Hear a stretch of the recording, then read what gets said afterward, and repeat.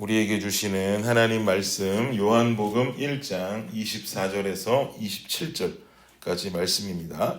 우리 함께 한 목소리로 합독하겠습니다. 시작.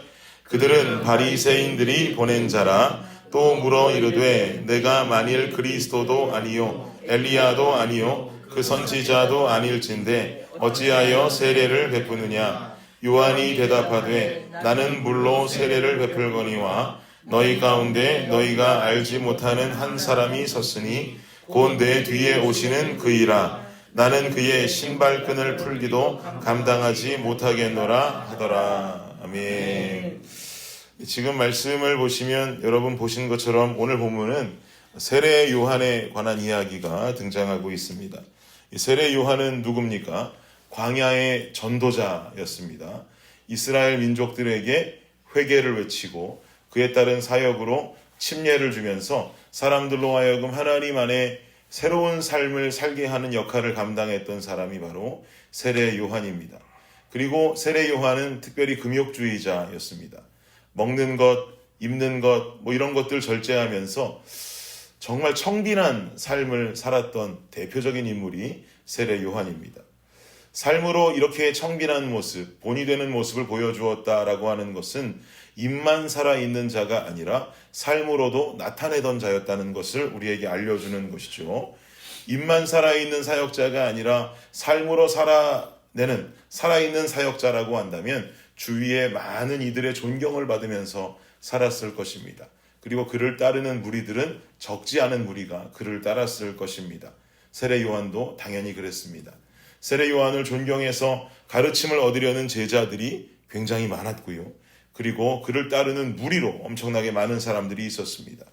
마치 조금 뒤에 등장하게 될 예수님의 모습을 세례 요한을 통해서 우리는 미리 보는 것만 같습니다. 당시에 민간인임에도 추종자들을 끌고 다니고 제자들을 형성하는 자를 늘 주위에서 주의 깊게 따라다니면서 딴지를 거는 사람들이 있었는데 그들이 누구냐면 바로 바리새인들이었습니다. 당시 유대 율법주의자들을 말하는 것이죠. 이 바리새인들은 세례 요한만이 아니라 나중에 예수님이 하시는 사역들의 뒤도 졸졸졸졸 쫓아다니면서 예수님께도 딴지를 걸고 시비를 걸고 했던 사람들이 바리새인들이기도 합니다. 그도 그럴 것이 당시에 이스라엘 민족들은요, 공통적으로 바라고 원하던 한 가지 소망이 있었습니다. 그게 뭐냐면 이스라엘 나라의 독립이었습니다. 당시 이스라엘은 자신들의 국가도 주권도 없었습니다. 아수르, 바벨론, 페르시아 이런 강대국들을 통해서 구약시대 내내 질질 끌려다녔던 나라가 이스라엘이고, 또 시간이 흘러서 신약으로 넘어와서는 이 로마 정부 이전에는 헬라의 지배를 받기도 했고, 그리고 로마라는 강대국의 통치하에 지금 현재 이 시기는 살아가고 있는 때입니다. 그러니까 얼마나 내 나라 그리고 독립된 이스라엘 나라의 주권 이런 것들이 그들에게는 얼마나 큰 소망이고 바라는 것이었겠습니까? 그래서 이러한 목표를 가지고 유대인들이 열렬히 기다리던 한 사람이 있었어요. 그게 누구냐면 메시아였습니다. 구원자. 구약 성서를 통해서 이스라엘 민족들은 자신들의 역사를 통해서 계속 봐왔습니다. 뭘 봐왔냐면 아브라함이라고 하는 족장시대의 믿음의 조상, 이 사람을 봤고, 또 그 뒤를 잇는 이스라엘의 리더는 모세라고 하는 사람도 그들은 역사 속에서 보아왔고, 또 가나안으로 들어갈 때 그들을 리드했던 여호수아라고 하는 걸출한 리더, 또 가나안 정복 때마다 세우셨던 사사들, 그리고 왕정시대 때 세우셨던 다윗과 솔로몬 같은 전설적인 그런 왕들, 또 그 왕정시대 뒤에는 이어지는 많은 선지자들의 모습을 통해서 하나님께서 언제 우리에게 다시 이런 걸출한 리더, 걸출한 영적인 리더, 이 나라를 독립시킬 수 있는 사람을 보내주실까라고 하는 간절한 소망이 있었던 거죠. 이것이 구약의 이야기입니다. 이런 구약의 흐름을 보면서 이스라엘 민족들에게 자연스럽게 생겼던 마인드가 바로 하나님 보내시는 영웅, 구원자는 언제 나타날 것인가. 그리고 구약 성서를 통해서 분명히 누군가 올 것이라고 계속 예언이 되었었기 때문에 당연히 이 예언대로라면 우리를 구원한 메시아는 오실 것인데 언제 오실 것이며 하루빨리 오셔서 이 로마 군대를 싹 다 좀 무찔러 주시고 우리를 경제적으로도 상승시켜 주시고 멋지게 구원해서 독립시켜 주셔야 되지 않겠는가. 이분은 과연 언제 오실 것인가 라고 하는 소망이 있었단 말입니다. 이러한 생각들 때문에 그 당시는요, 자기 자신이 메시아라고 떠들면서 다니는 사기꾼들이 그렇게도 많았다고 그래요. 그러니 이런 사기꾼들이 사기꾼인지 진짜 메시아인지 색출할 사람들이 필요하지 않았겠습니까? 이런 임무를 담당할 만한 최고의 적격자, 구분해내려면 구약의 율법을 잘 알아야 되겠고 메시아에 관한 구약의 메시지도 능통해야 됐던 자들, 바로 바리새인들이 이런 임무를 하기에는 최고의 인물들로 사용받았던 것이죠. 그래서 그들은 여기저기 다니면서 메시아라고 떠들던 자들 혹은 세례 요한처럼 세간의 이목이 집중되어 있고 존경받는 자들을 찾아가서 예의주시해야 하고 아닌 것 같으면 딴지 걸어야 되고 이런 일들을 해야 되는 게 그들의 임무였던 것입니다. 이 바리새인들은 세례 요한에게 와서 딴지를 겁니다. 누가복음 3장에도 보면 세례 요한이 바리새인들을 일컬어서 이런 독사의 자식들아 라고 하는 강한 비난을 퍼부은 적이 있습니다.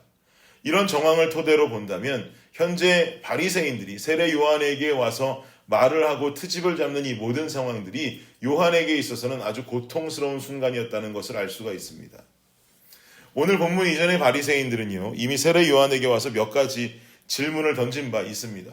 본문 이전에 요한에게 와서 질문을 던진 것을 한마디로 요약하자면 Who are you? 라고 하는 질문이었어요. 도대체 너는 누구냐? 이 질문의 첫 번째 요한의 대답이 나는 그리스도가 아니다 라고 말합니다. 그리스도는 구원자라고 하는 뜻이라 그랬죠. 나는 너희들이 찾고 있는 자칭 메시아 같은 그런 사람 아니다. 난 그렇게 주장하는 사람 아니다 라는 것을 강조하는 겁니다. 그러니까 그만 말 시키고 니네 할 일 찾아서 다른 사람 찾아가 봐라 라고 하는 말이에요. 그랬더니 바리새인들이 좀 더 구체적으로 질문하기를 1장 21절을 한번 보시겠습니까? 21절 읽겠습니다. 시작. 또 묻되 그러면 누구냐? 네가 엘리야냐? 이르되 나는 아니라. 또 묻되 네가 그 선지자냐? 대답하되 아니라. 구원자가 아니라고? 그럼 너는 혹시 엘리야냐? 라고 묻는 거죠.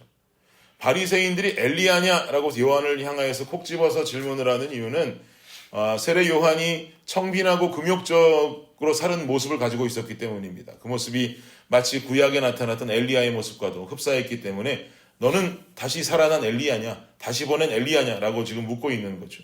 그랬더니 요한은 아니라 라고 말합니다. 그 다음 질문은 그럼 너 선지자냐? 라고 물었더니 이도 아니다 라고 대답하죠. 이어지는 22절 보십시오. 22절에 말하기를 시작.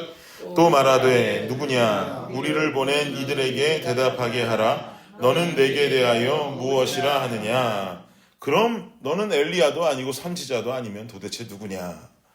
네가 한번 설명해봐라 라고 하는 거죠. 그리고 이어지는 요한의 대답이 정확히 그가 어떤 자인지를 말하는 명대답이 이어집니다. 23절입니다. 시작. 이르되 나는 선지자 이사야의 말과 같이 주의 길을 곧게 하라고 광야에서 외치는 자의 소리로라 하니라. 나는 선지자 이사야의 말과 같이.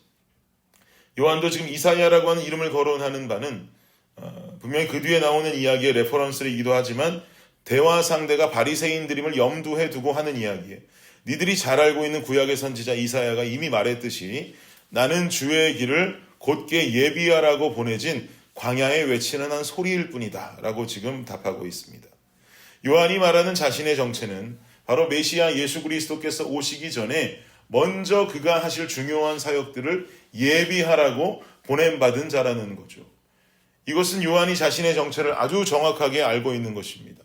실제로 예수님이 등장하신 뒤에 예수님께서도 외치셨던 메시지는 회개와 천국 복음에 관한 메시지였고요. 요한이 마련해 놓은 길로 자연스럽게 본인의 사역을 이어가시면서 등장하시게 됩니다. 또한 요한은 예수님이 등장하시고 얼마 안 되어서 죽음을 당하게 되죠. 사랑하는 성도 여러분, 당시 세례 요한의 나이가 우리는 이렇게 상상해 볼 때 굉장히 중년 남성의 나이 정도로 생각할지 모르겠지만 우리가 예수님의 이 땅에서의 전체 인생을 약 33년 정도로 봅니다. 요한은 예수님보다 6개월 전에 태어난 6개월 형입니다. 지금 본문의 시기는 예수님 공생의 시작 전이에요. 예수님 공생애를 3년 정도로 보죠.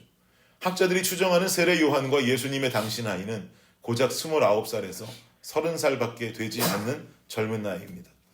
이렇게 젊은 나이에도 세례 요한은 그의 사명이 무엇인지를 정확하게 알고 있고 예수님 오실 길을 그 사명을 통해 예비했고 예수님께서도 세례 요한의 사역을 이어서 당신의 사명까지 최선을 다해서 감당하셨습니다. 이 땅에 오신 예수 그리스도의 사명은 무엇이었습니까? 예수님의 사명은 결국 십자가였어요. 하나님 사랑, 이웃 사랑의 결정체인 십자가를 지는 일이었습니다.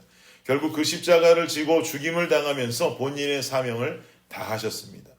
예수님의 십자가 사명은 죽음으로 끝나는 길 같았지만 결코 그렇지 않았어요.